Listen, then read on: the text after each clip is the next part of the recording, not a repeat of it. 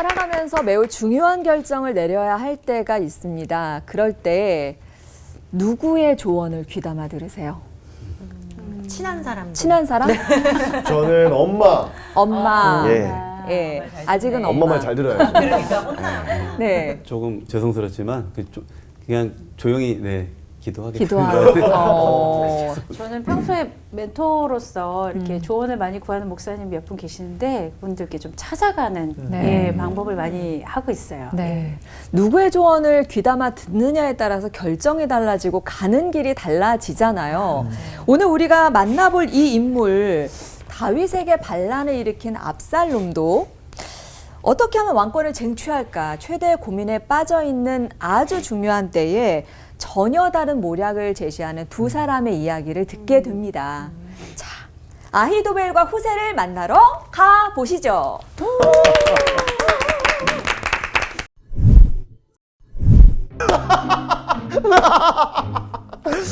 예루살렘 입성도 성공했고 이제 무슨 일부터 해야 왕권을 잡을지 아이도벨 어서 의견을 내보시오. 예. 우선 부왕의 후궁들과 동침하시어 다윗 왕에게 반역하는 모습을 확실히 보여줘야 합니다. 호호, 그대가 베푸는 모략은 하나님께 받은 말씀과 꼭 같으니 네 그리하리다. 예. 그 다음을 말씀해 보시오. 그 다음은 다윗 왕을 바로 쫓아가서 그를 죽이면 온 백성이 임금께로 돌아올 것입니다. 저와 군사들을 보내시지요. 제 말대로 하면 다 됩니다.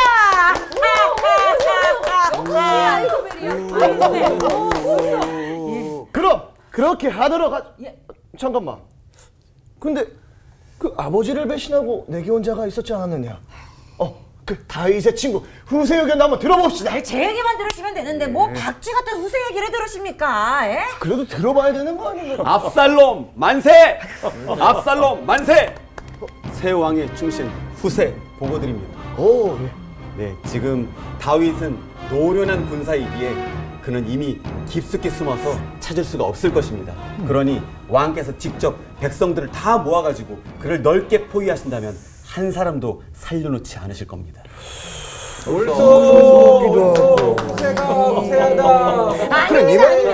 제 얘기만 들으시면 됩니다. 예? 저를 보내주세요. 왕께서 제 말을 들으시는 겁니다. 저를 보내주셔야 돼요. 저를 믿으세요. 제 말을 들으시는 게 옳습니다. 어우, 새냐 페리냐 압살롬 그것이 문제로다. 머리 아파.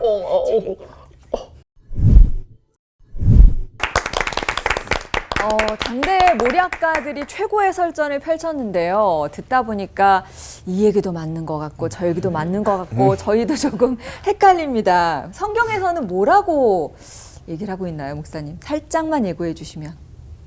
그 후세가 그 압살롬의 마음을 사로잡을 만한 굉장히 잘한 연기를 한 것 같아요. 이게 뭐냐면 이 후세가 아히도벨보다 더 잘한 것 중에 하나가 뭐냐면 등장하자마자 왕의 만세, 왕이여 만세 하면서 우상화하는 과정이 있었고요. 두 번째는 이제 인정 욕구를 부추긴 거죠. 그러니까 친구의 도리냐, 너 친구가 그러면 되냐라고 이야기하니까 여호와께서 말씀하시고 백성들이 다 따르는 자를 내가 따르지 않겠습니까? 근데 압살롬은 지금 인정 욕구가 대단히 강하거든요. 왜냐하면 지금 반역을 했기 때문에. 그러니까 이게 후세 말에 그냥 판단력이 흐려지는 거죠. 마지막은 그 아버지와 아들이 정상적인 뭐 인수 과정을 거쳤으면 괜찮은데 지금 반역을 해서 아버지를 죽이려고 하는 거죠. 이 죄를 간과하고 이걸 합리화시킨 거죠. 그러니까 죄인의 입장에서는 이 죄를 간과하는 이런 그 어떤 해설이 설명이 확 와닿는 거죠. 근데 그런 측면에서 보면은 후세가 압살롬의 죄성을 훨씬 더 아히도벨보다 잘 이용했기 때문에 이기지 않았나 그런 생각이 듭니다. 해석을 들으니까 굉장히 연기에 이해가 되네요. 보였다는 거죠. 네.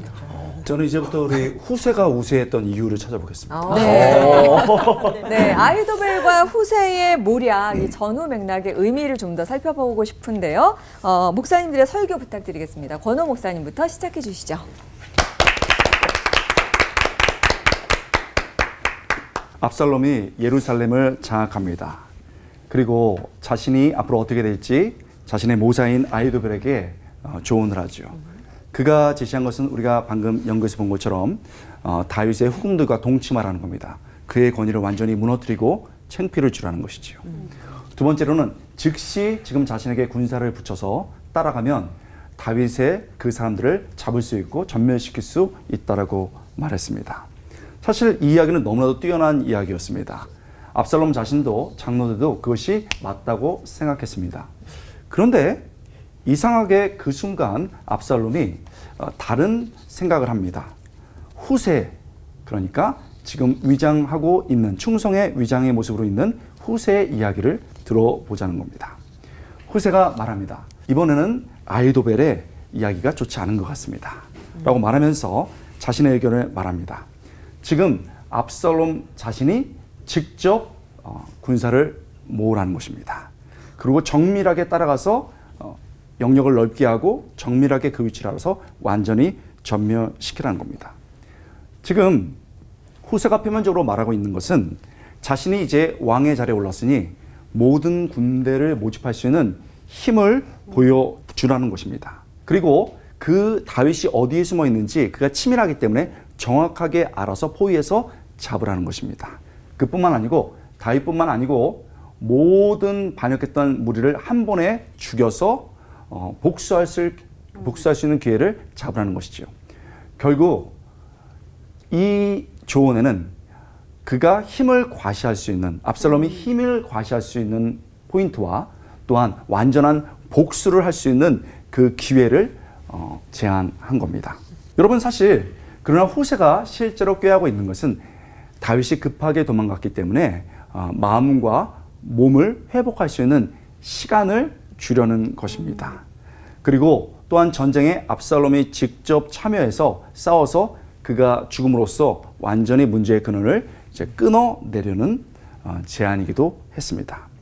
여러분, 이렇게 표면적인 과 심층이 있는데 압살롬은 어떤 것을 택할까요? 압살롬이 딱 듣고 이상하게 이번에는 후세의 손을 들어줍니다. 그래서 이제 자기가 직접 군대를 모으고 나가서 대패하게 되고 거기서 그 반역이 끝나게 됩니다. 자, 우리는 본문을 통해서 분명히 깨닫는 겁니다. 잘 보이지 않아도 하나님의 섭리가 분명히 있습니다. 그 섭리가 모든 것을 움직여 나갑니다. 본문에는 하나님이 전혀 보이지 않습니다. 아히도벨과 후세만 보이죠. 그들의 계략과 그들의 조언만 보입니다. 그러나 그 너머 영적인 눈을 보면 하나님의 손이 움직이고 하나님의 손에서 섭리가 나오는 것을 알게 됩니다. 결국 후세의 계략이 선택됐습니다. 그러나 이것은 분명히 성경에서 말하는 바 인간에 의한 것이 아니고 하나님께서 그렇게 하신 겁니다. 14절, 압살롬과 온 이스라엘 사람들이 이르되 아렉 사람 후세의 계략은 아히도벨의 계략보다 낫다 하니 이는 이유가 나옵니다. 여호와께서 뭐라고요? 여호와께서 압살롬에게 화를 내리려 하사 아히도벨의 좋은 계략을 물리치고 하고 명령하였더라. 분명히 하나님이 주어로 하나님 모든 것을 이끌어 간다고 성경은 말하고 있는 겁니다. 사실 압살롬이 패하도록 하나님께서 후세의 계획이 택하도록 섭리하신 겁니다. 사실 압살롬은 처음에 후세를 믿지 않았습니다. 그래서 전략회의도 참가하게 하지 않았습니다. 근데 갑자기 후세의 이야기도 들어봐야 되겠다라고 말을 한 거죠. 거기서부터 모든 것들이 바뀐 것입니다. 딱 이것이 이번에 내가 힘을 과시할 수 있는 순간이야. 내가 완전히 보복할 수 있는, 복수할 수 있는 기회야 라고 생각되면서 이제 후세의 것을 택하게 되었습니다. 그의 마음과 그의 판단이었지만 하나님의 손이 그 섭리를 베푸신 겁니다. 인간의 많은 행동이 있지만 결국 중요한 결정 뒤에는 하나님의 섭리가 있는 겁니다. 그러니 인생의 중요한 순간에 사람을 너무 바라보지 마십시오. 사람의 말과 상황을 고려할 필요는 있습니다. 그러나 그 이상의 것을 보아야 되는데 하나님의 손으로부터 오는 섭리입니다. 우리가 최선을 다하지 말라는 말이 아닙니다. 최선만으로 부족하다는 겁니다. 우리는 최선으로 사는 사람이 아닙니다. 최선과 더불어 하나님의 섭리를 믿는 사람입니다. 그러므로 내 삶에 하나님의 섭리가 있을 때 우리는 승리합니다. 최선을 다해 맡겨진 일을 향해 우리가 삶을 살아야 됩니다. 그러나 어떤 순간 무릎을 꿇고 하나님, 내가 정말 최선을 다했습니다. 그러나 하나님의 도우심, 그 섭리가 필요합니다. 언제나 무릎 꿇고 하나님을 바라보는 눈이 필요한 겁니다. 우리의 최선과 하나님의 섭리가 그 최선을 덮을 때 우리 인생에는 승리가 있는 것입니다. 기도하겠습니다. 하나님, 우리는 본문에서 많은 인간의 계략을 봅니다. 그러나 하나님의 섭리가 이긴 것을 봅니다. 우리의 믿음의 길을 뚜벅뚜벅 가게 하여 주시옵소서. 감사드리고 예수님의 이름으로 간절히 기도드리옵나이다. 아멘. 아멘. 방금 이 연극을 통해 보신 장면이 있기 전에 어떤 과정이 있는지 짧게 한번 말씀을 드리면, 아시다시피 이제 압살롬이 자기 아버지에게 반역을 하고 역모를 꾀해서 쿠데타를 일으키죠. 그런데 이제 이런 이제 나라가 이제 압살롬에게로 갈 것 같은 대세를 아주 지혜로웠던 아히도벨이 그 상황을 읽은 겁니다. 그래서 압살롬에게 붙기로 결정한 거죠. 그래서 다윗을 버리고 압살롬을 택합니다. 급하게 궁을 빠져나와서 이제 다윗과 또 소수의 추종자들이 피신을 하는데요. 다윗의 아주 진실한 친구였던 후세 역시도 친구를 따라서 위험한 그 도망의 길로 나가려고 하죠. 그때 다윗이 만류를 하고 또한 부탁을 합니다. 나를 따라오지 말고 부탁이 있는데, 지금 우리의 표현을 하자면 스파이가 되어달라고. 이 아히도벨이 원체 똑똑한 사람인데 이 계략이 무너질 수 있도록 그 사이에서 좀 역할을 해달라고 부탁을 하죠. 굉장히 위험할 수 있었지만 이 후세는 친구 다윗을 사랑하고 또 순종하는 마음으로 위장전향을 합니다. 압살롬 입장에서는 이 후세가 아버지의 친구라는 게 찜찜하긴 했지만, 방금도 목사님 말씀해 주셨는데 이 압살롬에게는 인정받고 싶은 욕구가 굉장히 컸던 것 같아요. 지금 나에게 아히도벨이라는 지략가도 있고 후세라든 지략가도 있는 것이 너무 멋져 보이는 거죠. 자기의 리더십이 난 이 정도야 라는 것을 보여주고 싶은 상황이었을 것 같아요. 그래서 후세를 걷어들이고 아히도벨과 후세의 모든 계략을 들은 이후에 최종적으로 압살롬은 후세의 계획을 따릅니다. 그 결과에 실망한 아히도벨은 또 상황이 자기 뜻대로 되어가지 않을 것을 워낙 똑똑하니까 벌써 읽은 거죠. 그래서 결국은 자살하고 마는 그 스토리 라인에 있는 내용을 오늘 우리가 함께 나누려고 하는 것입니다. 이 이야기를 쭉 보면 아히도벨과 압살롬이 무언가 닮아 있고요. 후세와 그 친구 다윗은 또 닮아 있습니다. 이렇게 요약해 볼 수 있을 것 같아요. 압살롬과 아히도벨은 사람에 의한, 사람을 위한 사람의 계획을 세웠던 사람들이고요. 다윗과 후세는 하나님에 의한, 하나님을 위한 하나님의 계획을 가졌던 사람입니다. 이 압살롬이 아버지를 반역하는 과정을 보면 압살롬의 모든 선택에는 사람이 중심되는 것을 볼 수 있어요. 스스로 재판관이 됩니다. 그래서 사람들을 감정적으로 위로하고 격려해요. 입 맞춰주고 안아주고, 또 압살롬이 외모가 출중했잖아요. 그런 식으로 사람들의 마음을 훔쳐오는 거예요. 성경에 이렇게 되어 있더라고요. 압살롬의 행함이 이와 같아서 이스라엘 사람의 마음을 압살롬이 훔치니라. 압살롬의 계획과 전략은 언제나 사람의 마음을 훔쳐오는 거, 마음을 얻는 거. 그러니까 사람과 이 백성들과 다윗 왕 사이를 이간질시키는 거죠. 우리 아버지 나쁜 왕이야. 우리 아버지 이렇게 안아준 적 없지. 이렇게 위로해 준 적 없지. 나쁜 왕이야. 이런 식으로 사람들의 마음을 갈라서게 하고 훔쳐오는 계략을 펼쳤습니다. 당연히 그 과정 중에 압살롬이 하나님께 묻거나 하나님께 그 뜻을 구하는 장면은 등장하지 않죠. 아히도벨도 마찬가지입니다. 지혜와 모략의 천재였지만 하나님께 묻는, 하나님께 기도하는 장면은 성경 어디서도 찾아볼 수 없습니다. 또한 그 역시도 대세, 사람을 쫓았죠. 압살롬이 이제 이 나라를 장악할 것 같아 보이니까 사람을 쫓아서 그 결정을 했던 겁니다. 그러나 다윗과 후세는 달랐죠. 우리가 아는 바대로 다윗이 물론 밧세바를 범하는 일이나 말년에 인구조사를 하는 어떤 그런 몇 가지의 일들을 제외하고서는요, 거의 대부분의 일을 다윗은 하나님께 물었고 하나님의 뜻을 구하는 태도로 살았습니다. 후세 역시도 표면적으로 볼 때는 친구 다윗을 따라간, 사람을 따라간 것처럼 보이지만 말씀을 계속 묵상하다 보니까 이 후세가 친구를 따라간 것도 물론 있지만 이 친구 다윗이 하나님을 섬기는 사람이었기 때문에 따라갔던 것 같습니다. 다윗의 하나님을 쫓았던 것이죠. 왜냐하면 아까 말씀드린 대로 스파이로 위장 전향하는 일이 굉장히 위험한 일일 수 있습니다. 그저 사람을 따르는 일이라면 그냥 계속 다윗을 쫓아가면 되는데, 하나님의 마음과 특별히 친구를 사랑하는 마음, 본인이 죽임을 당할 수도 있지만 갔는데 압살롬이 죽일 수도 있잖아요. 그럼에도 불구하고 친구를 사랑하는 그 주님의 마음으로 그는 결정하고 그런 계획을 세운 것이죠. 특별히 압살롬이 이 후세의 계략을 선택한 이유가 있어요. 역시 사람 중심의 계획을 갖고 있어서 그렇습니다. 아히도벨은 이런 전략을 제시하거든요. 왕이시여, 정예 부대를 꾸리셔서 이 밤에 기습 작전을 펼치십시오. 그래야 승산이 있습니다. 그때 후세는 이런 이야기를 해요. 왕이시여, 전군을 출정시키십시오. 그리고 그 앞에 압살롬 왕께서 그 앞에 서십시오. 멋진 왕관을 쓰시고 망토를 두르시고 내가 이 나라의 왕이라는 것을 보여주라는 이 말을 하죠. 그때 압살롬의 마음이 혹할 수밖에 없는 거예요. 와, 내가 드디어 나의 왕으로서의 이 폼을 좀 잡을 수 있겠구나. 그 인간적인 마음을 이 후세는 자극했죠. 그런 모든 상황 가운데 결국은 폼나게 출정했다가 그 아름답고 멋진 머리카락이 나뭇가지에 걸려서 결국 압살롬이 죽임을 당하지 않습니까? 사람 중심의 계획을 세웠을 때 어떤 마지막이 되는지를 보여주었고요. 아히도벨 역시 마찬가지죠. 늘 인정받는 1인자였고 지략의 천재가 압살롬의 인정을 받지 못하고 또 자신의 인간의 계획이 무너짐을 보고 큰 실망 가운데 자살을 하고 맙니다.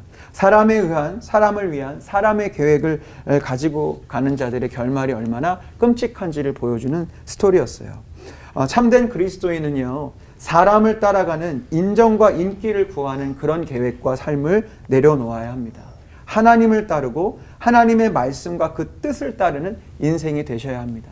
물론 그렇게 하나님을 쫓아가는 길에 때로는 내가 인정받지 못할 수 있습니다. 인기를 얻지 못할 수도 있고요. 무명할 수도 있고요. 무시를 당할 수 있습니다. 그러나 그럼에도 불구하고 꿋꿋하게 하나님에 의한, 하나님을 위한 하나님의 계획을 세우는 사람이 된다면 다윗처럼 후세처럼 승리하는 인생이 될 줄로 저는 확신합니다. 기도하겠습니다. 주님, 우리의 발걸음을 인도하실 하나님만을 크게 바라보며 하나님에 의한, 하나님을 위한 하나님의 계획을 쫓아 살아가는 우리 모두가 되게 하여 주시옵소서.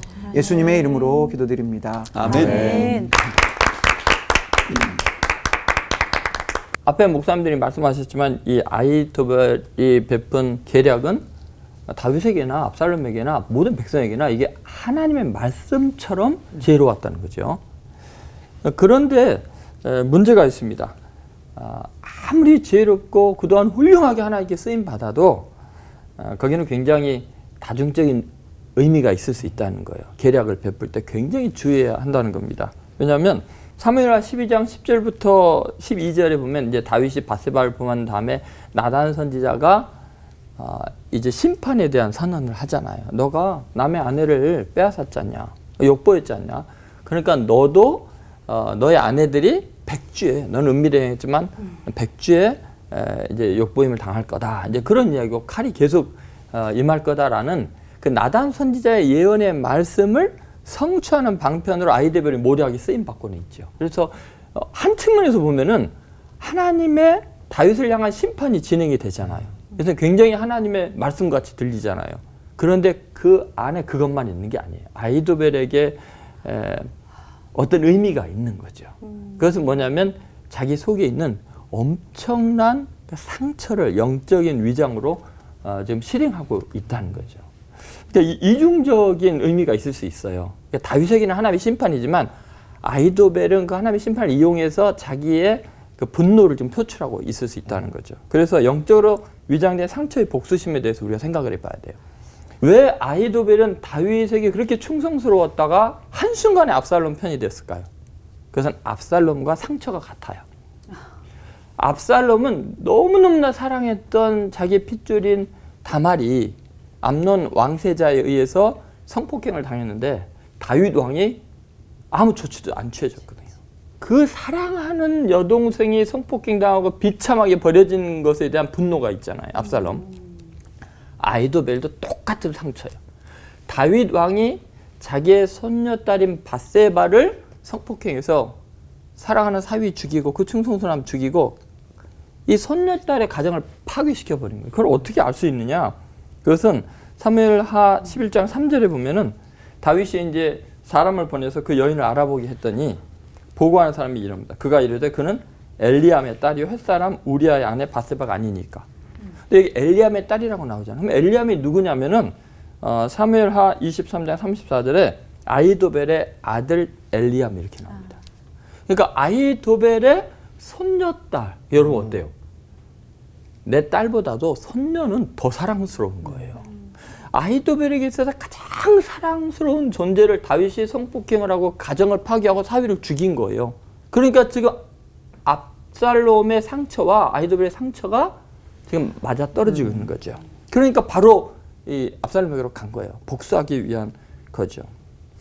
여러분 평생 하나님께 쓰임 받아도요, 마음의 상처가 해결이 안 되면 하나님의 일을 하는 것 같으면서 결국은 자기의 욕망을 추구하게 돼 있고 복수심으로 하나님의 일을 위장해서 할 수 있다는 거죠.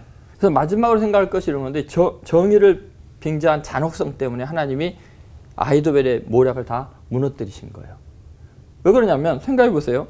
하나님의 뜻을 시행하는 것 같으면서 실제적으로는 엄청난 악을 행하는 거예요. 하나님의 정의를 다윗에게 실행하는 것 같은데 실제로는 너무너무나 더 큰 악을 행하고 있다는 거예요. 예를 들면 압살롬을 생각해 보세요. 압살롬 반란을 일으킨 근본적인 원인은 다말 너희 동생에 대한 그 안타까움 때문이잖아요. 그러면 암논 왕세자가 자기의 누이를 성폭행했다는 이유로 살인을 저지르잖아요. 왕세자를 죽이잖아요. 어느 게 더 악하죠? 그리고 자기는 암논이 그렇게 성적인 타락을 했다고 그를 죽여놓고 자기는 무슨 짓을 하고 있어요? 아버지 후궁 10명을 죽이잖아요. 우리는요, 정의를 시행한다고 하고 억울하다고 하면서 사실은 내가 정죄하는 그 사람들보다 더 큰 악을 행해요. 아히도벨도 똑같죠. 아히도벨 자기 손녀딸 그렇게 억울한 일을 당했다고 하면서 자기는 10배는 더 악하게 행하잖아요. 그런 모략을 베풀잖아요. 그러니까 여러분 우리는요, 가만히 생각해 봐야 돼요. 우리 인간이 피해자라고 해서 심판자의 자리에 앉을 수 있는 건 아니에요. 피해자는 그냥 피해자일 뿐이지 내가 입법자거나 심판자가 될 수가 없어요. 그래서 야고보서 4장 12절에 입법자와 재판관 오직 한 분이시니 능히 구원하기도 하시면 멸하기도 하시냐. 너는 누구에게 이웃을 판단하느냐. 너 이웃을 판단할 자격이 없다는 거예요. 왜냐하면 같은 죄를 범하는 것이 우리들이기 때문이죠. 로마서 2장 1절에 그러므로 남을 판단하는 사람아 누구를 막론하고 내가 핑계하지 못할 것은 남을 판단하는 것으로 내가 너를 정죄함이니 판단하는 내가 같은 일을 행합니다. 여러분 절대 우리는요 같은 일을 행하는 정도가 아니에요. 몇 배나 더 악한 짓을 행하게 돼 있어요. 그래서 예수님께서 이 악의 고리를 끊기 위해서 십자가에서 우리 대신 죄값을 치르고 죽임을 당한 거예요. 거기서 이 고리를 끊으신 거예요. 예수님이 당하신 대로 갚으셨다면 우리 중에 살아남을 사람이 하나도 없어요. 그런데 우리 대신 모든 죄악을 홀로 담당하심으로 더 이상 피해자가 또 다른 가해자가 되지 않도록 그리스도 안에서 모두가 하나가 되고 용서할 수 있는 은혜가 임한 거죠. 악으로 점점 강해지면 하나님이 반드시 무너뜨리기 때문에 용서와 사랑으로 강해지면 하나님께서 그를 위대하게 사용하신 줄로 믿습니다. 여러분 꼭 오늘 이 말씀을 마음에 새기시고 세속적인 강함이 아니라 은혜 안에서 강한 용서의 사람들 되시기를 주의 이름으로 소망합니다. 기도하겠습니다. 하나님 아버지, 끝까지 용서하고 끝까지 사랑하고 십자가 붙들고 승리하는 저희들이 되게 하여 주옵소서. 아멘. 예수님의 이름으로 기도드립니다. 아멘. 아멘.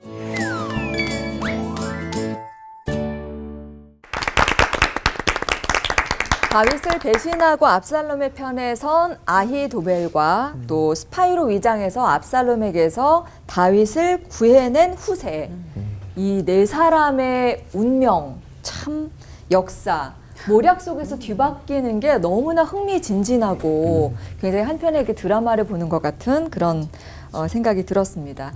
생각해 보면은 근데 결국 누가 승리한 건가요? 결과적으로 보면 아히도벨은 자살했고 압살롬은 죽었으니까 뭐 당연히 후세 승? 후세가 승? 네. 그러니까 후세의 모략이 먹힌 건 좋은데 섬기는 다윗 왕은 아들 압살롬과 모사, 아히도벨 둘 다 잃었잖아요. 그러니까 뭐 이기고도 그냥 진 기분 아닐까. 찝찝한 막 이루 말할 수 없을 것 네. 같은데. 그러네요. 저도 이 일을 보면서 참 모든 일에는 하나님의 복합적인 섭리가 다 이렇게 엮여 맞아요. 있다는 생각을 하게 되더라고요. 그래서 진짜 모략이라는 건 하나님께만 있구나라는 생각도 하게 되고, 그래서 하나님의 섭리에 맞지 않으면 뭐 정말 다 이루어졌다고 생각해도 이루어질 수 없구나라는 걸 또 보게 되고 하는 그런 장면이 아닌가 싶습니다. 그래서 성경을 보면은 하나님께서 구체적으로 이렇게 노골적으로 개입하실 때가 있고, 또 어떤 때는 좀 이렇게 지켜보시는 것 같은 그런 장면이 있는데, 이번 사건처럼 하나님께서 직접적으로 이런 개입하실 때는 또 언제일지 그런 부분들에 대해서 목사님 한번 말씀해 주십시오. 제 생각에는 하나님은 이제 항상 개입을 하시는데 영이시기 때문에 우리가 이제 보이지 않으셔서 그렇죠.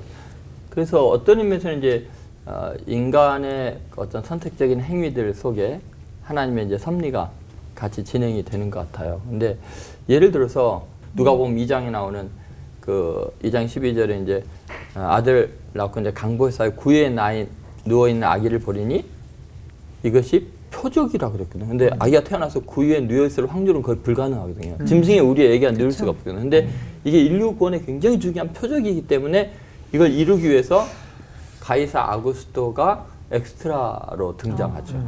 그래서 호적을 내리죠. 다 호적하라고 천하로. 맞아요.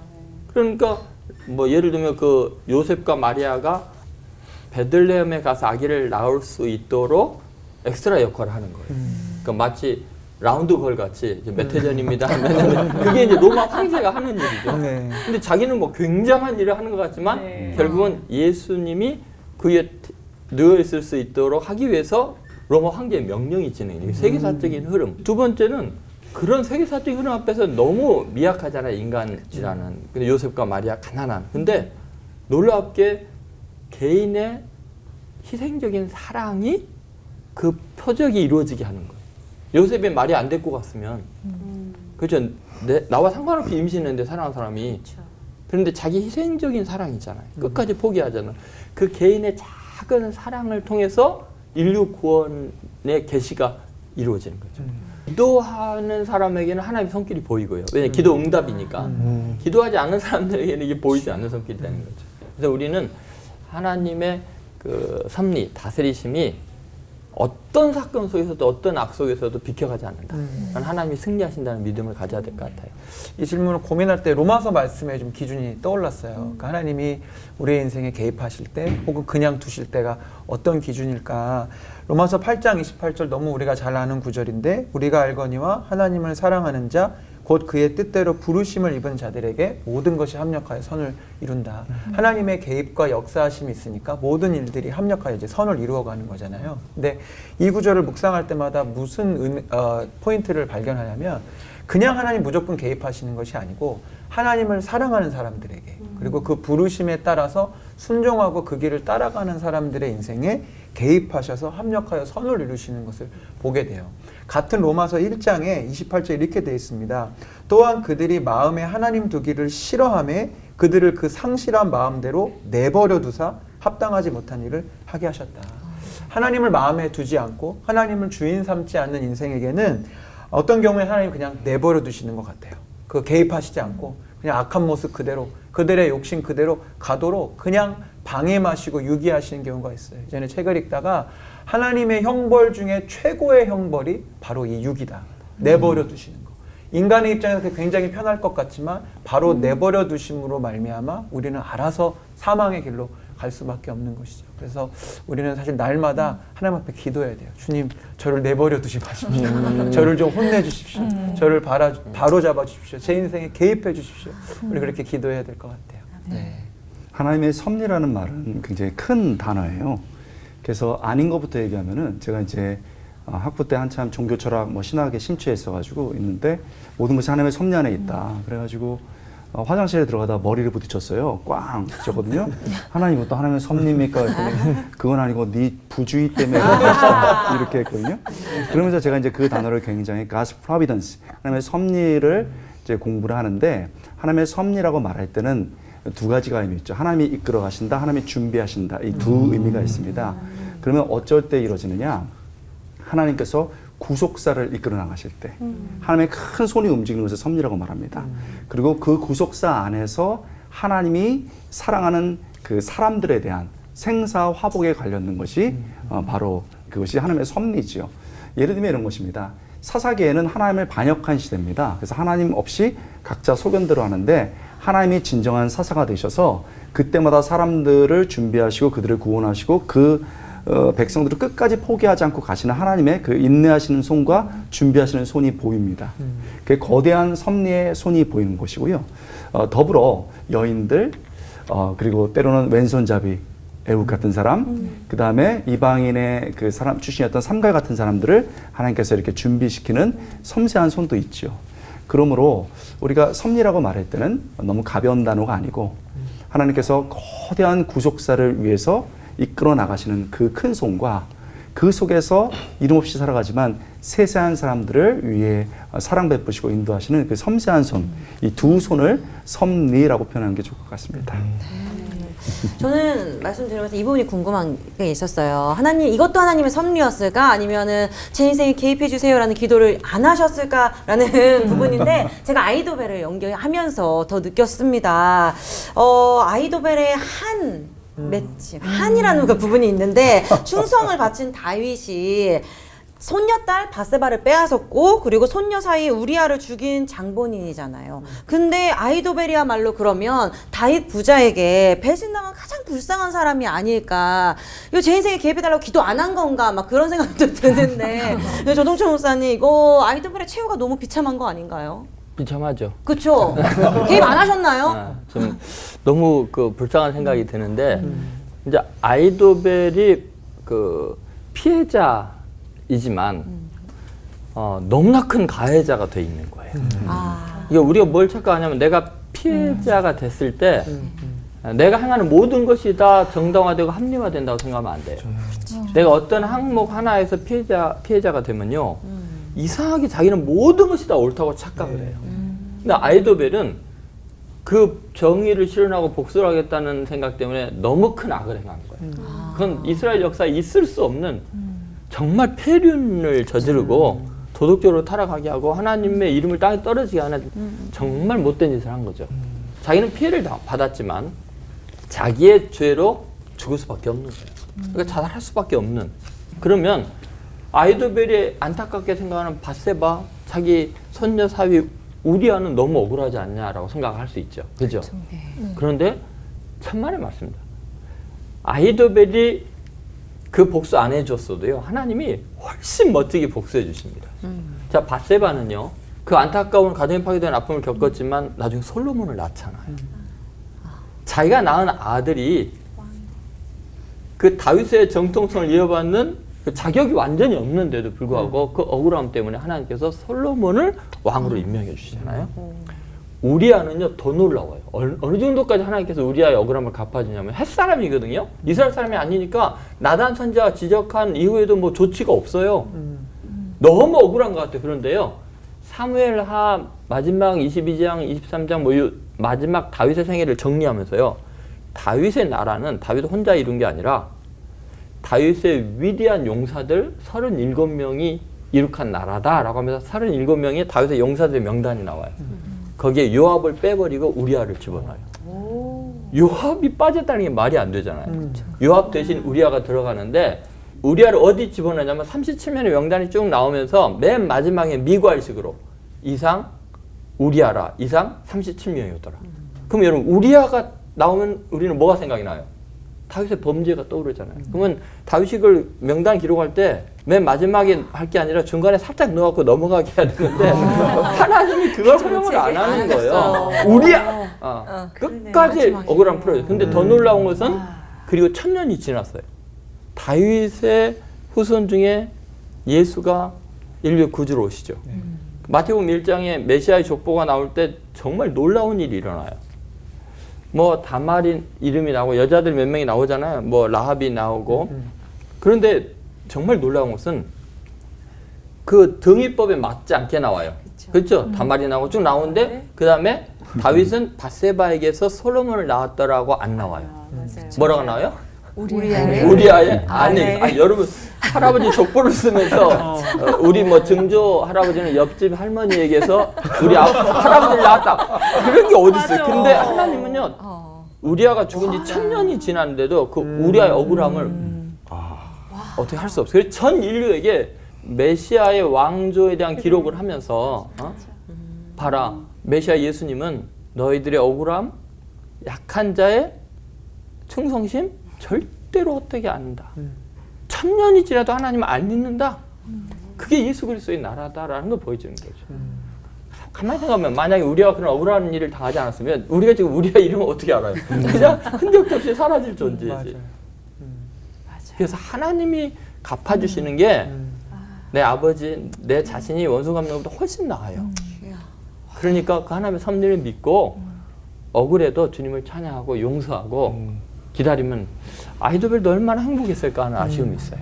참 그렇게 똑똑한 사람이. 그쵸? 그러니까요. 맞아요. 이렇게 또 우리아를 말씀해 주셔서 또 이때 그래서 좀 다윗의 죄를 또 어떻게 봐야 될지 그것도 좀 짚고 넘어가고 싶은 게요. 그 아이도벨의 모략하고 그리고 또 압살롬의 반란도 따지고 보면 그 다윗의 죄에서 좀 비롯된 거라고 할 수 있잖아요.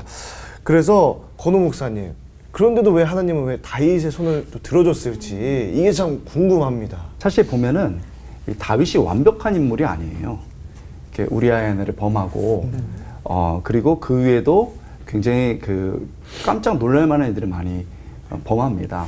그때 나단 선지자가 정말 이걸 경고하거든요. 너도 백주 데나스에 똑같은 일을 당할 것이다. 이렇게 해서 여러 가지 일들이 벌어지는 것이거든요.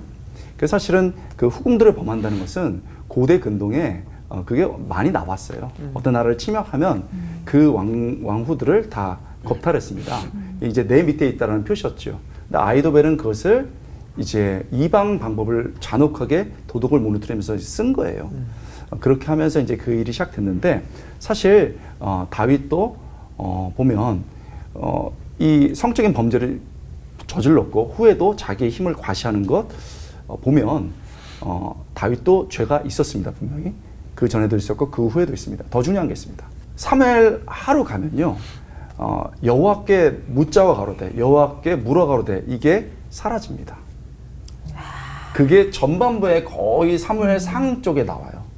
나오지 않습니다. 그래서 그 노년에 그 가정들이 계속 어려움을 처하고 압살롬이 반역하고 이렇게 되는데 그게 다윗의 범죄로부터 나온 거예요. 나단이 얘기한 대로 그대로 백주대나스에 그 일이 벌어졌고 그 나라가 쪼개지기 시작했거든요. 자, 그러면 하나님은 왜 다윗에게 손을 들어줬느냐? 이게 굉장히 중요한 질문입니다. 하나님이 다윗과 언약을 맺었기 때문입니다. 이것을 다윗의 언약이라고 말합니다. 하나님께서 다윗을 통해서 하나님의 나라를 확장시키겠다고 말했고 다윗에게 그 약속을 준 것이죠. 아이도벨은 끝까지 하나님이 없었어요. 왜 그렇습니까? 다윗이 안 되는 것 같고 압살롬이 잘 되는 것 같거든요. 그러니까 사람 편에 딱 붙은 거예요. 하나님의 편에 붙은 거 아니죠. 그도 하나님과 다윗이 언약을 맺은 거 알았습니다. 그런데 사람 편에 딱 쓴 거예요. 근데 후세는 그러지 않았습니다. 아까 우리 설교 들은 것처럼 하나님이 그와 약속했기 때문에 우정도 있지만 그 언약을 믿은 거죠. 사실 다윗이 성적인 범죄도 하고 자기 힘의 과시도 했는데 똑같이 압살롬 후세랑 똑같습니다. 그런데 어떻게 하냐면 하나님 앞에 회개합니다. 하나님 잘못했어요. 하나님 도와주세요. 그가 잘났기 때문에 이게 아니고 하나님이 계셨기 때문에 회복시키는 겁니다. 우리도 성적 범죄할 수 있고 우리도 교만할 수 있고 우리도 분노 파풀할 수 있습니다. 우리 똑같아요. 맞아요. 그러나 그 순간 내 앞에 하나님이 계시냐 나만 있냐는 다릅니다. 오늘 굉장히 은혜를 받으면서도 살짝 이런 생각도 들어요. 하나님의 섭리가 계속 이렇게 나의 삶과 우리의 역사에 이렇게 진행이 된다면 하나님 뜻대로 하시고 하나님 인도하신 대로 갈 텐데 굳이 뭐 내가 계획을 세워서 뭔가 이렇게 열심을 낼 필요가 있나? 그냥 상황에 맞춰서 하나님 하시는 대로 이렇게 살면 되는 거 아닌가? 이런 생각도 살짝 드는데 김정희 목사님 어떻게? 저는요 굉장히 계획을 세우는 게 성격으로 천부적으로 태어났고 네, 그래서 계획 세우는 걸 너무 좋아했는데 어느 순간은 그 계획 때문에 제가 너무 피곤하더라고요.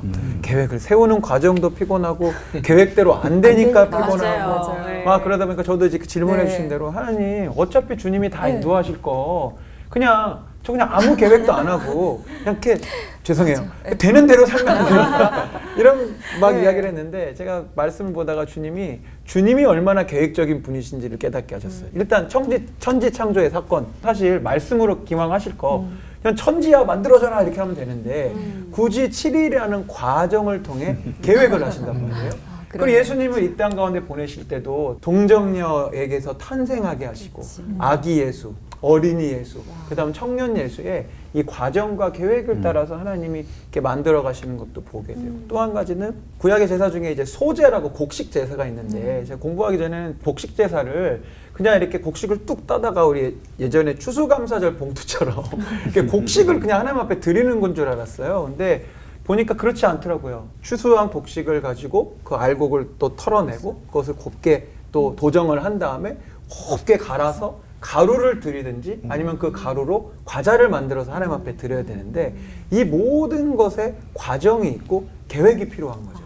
몇 월 며칠에 소제를 드리려면 그 전에 곡식을 자를 계획이 필요하고 그 다음에 도정할 계획이 다 필요한 거예요. 하나님은 우리가 주님을 위해서 무언가를 해나갈 때 계획하고 준비하는 것을 너무나 기뻐하신다는 생각을 했고요. 그렇기 때문에 우리의 계획에 급이 좀 달라져야 된다고 생각해요. 오늘 아까 나눴는데 우리의 계획이 사람 중심으로 사람에 의해 사람들이 다 그렇게 하니까 또 내 나이가 이쯤 됐으니까 사람들이 이 나이쯤에 다 이걸 하니까 그런 사람을 쫓아가는 계획이라면 우리가 과감하게 내려놔야 되겠지만 주님을 위해서 또 주님의 나라를 위해서라면 적극적으로 계획하고 또 미리 준비하고 설령 그 준비가 뭐 준비대로 되어지지 않는다 할지라도 섭리하시는 하나님을 기대하면서 그렇게 나아가는 게 올바를 것 같아요. 그래서 결론은 섭리하시지만 계획도 해야 된다. 기대하며 네. 또 열심히 살아야 된다. 네. 네. 근데 오늘 주제 후반부로 가면 갈수록 이해는 돼요. 이해는 되면서도 입법부도 뭐 재판부도 다 하나님이야, 그죠? 예, 하나님밖에 없다라는 인정하는 일이 이제 참 쉽지만은 않다, 예, 라는 생각이 드는데요, 목사님. 내 계획이 좀 부족해도 하나님의 섭리 속에서 승리한 경우가 분명히 있으실 텐데 또 소개해 주시면 좋을 것 같고, 또 반대로 섭리를 벗어나서 내 뜻대로 하다가 폭망한 경우도 분명히 있으시죠? 예, 그것도 나눠주시면 되게 위로가 될 것 같아요. 사례를 통해서 좀 저희들이 교훈을 많이 얻어볼 수 있는 기회가 될 것 같습니다. 예. 목회 연한이 제일 짧은 저보다 더 많은 이야기들이 있으실 것 같아서 사실 청년들 사역하면서 청년들 신방하고 상담할 때 단골 주제가 아직 그거예요. 뭐냐면 목사님 하나님의 뜻을 어떻게 분별하죠? 하나님의 음성을 어떻게 들어요? 왜냐하면 제 뜻대로 했다가 폭망할까 봐.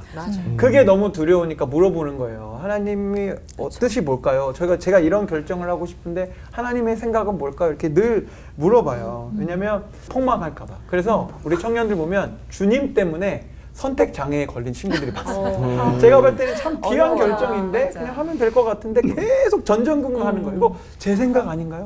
제 뜻대로 하면 망할 것 같은데 막 이런 생각을 하는데 제가 청년들한테 늘 얘기합니다. 너의 그 결정과 그 계획과 결단이 정말 하나님께 기쁨이 되고 싶고 또 말씀 앞에 순종하려는 그런 순전한 마음이라면 just do it. 그냥 해라.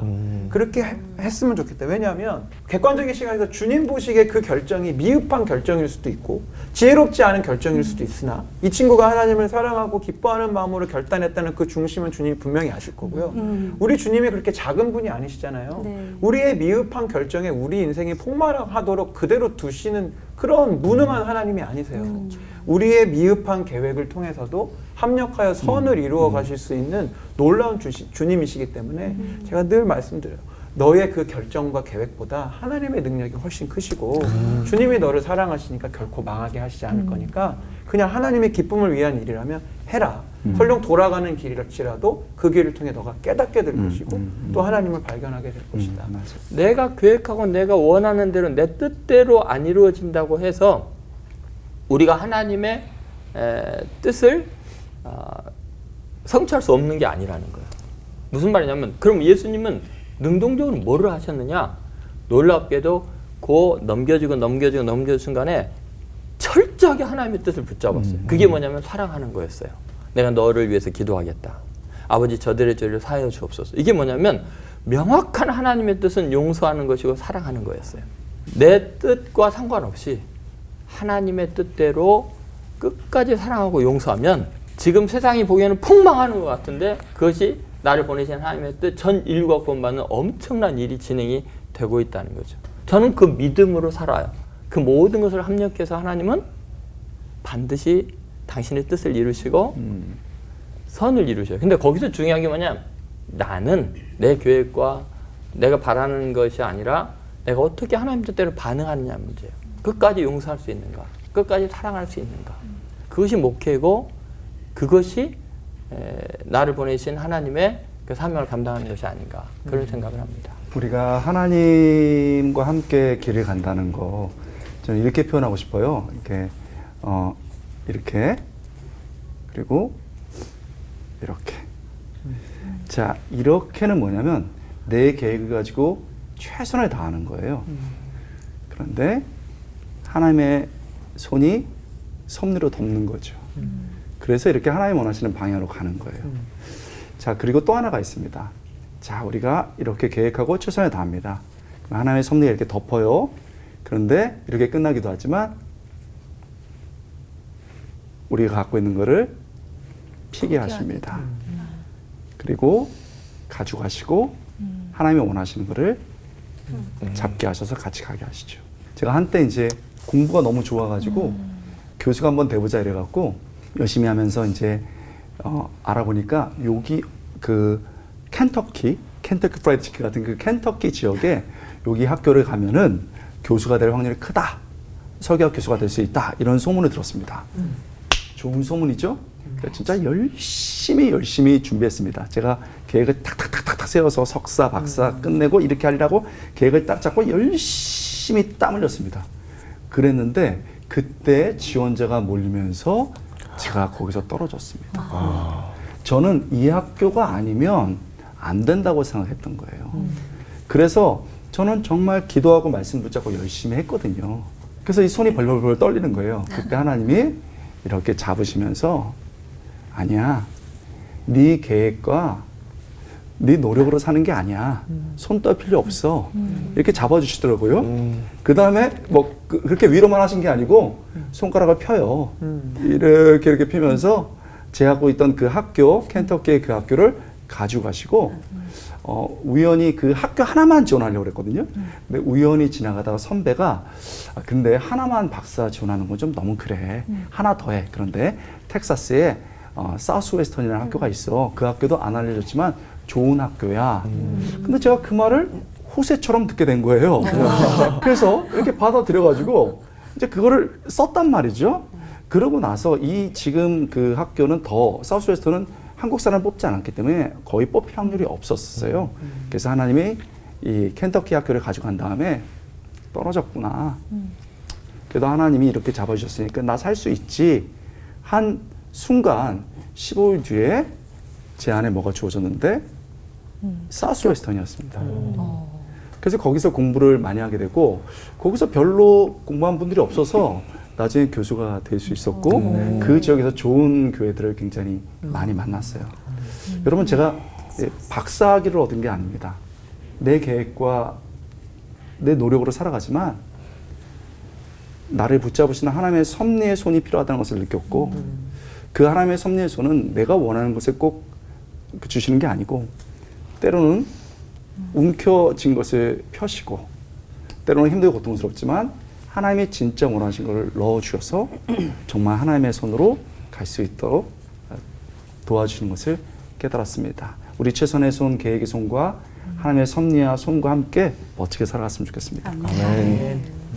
우리가 이렇게 하나님의 계획과 섭리를 잘 모를 때는 막 마음이 급해지는데 사실 하나님의 사랑과 그 섭리가 얼마나 인내하시고 우리를 오래 참으시면서도 우리 이끌어 가시는지를 알 수 있다면 오늘 좀 덜 조급하게 행복하게 하루를 살 수 있을 것 같습니다. 오늘 다윗과 압살롬, 호세와 또 아비도벨까지 깊이 묵상하면서 지금 우리가 의지하고 있는 것이 사람인지 하나님인지 다시 한번 생각해보는 그런 시간이었네요.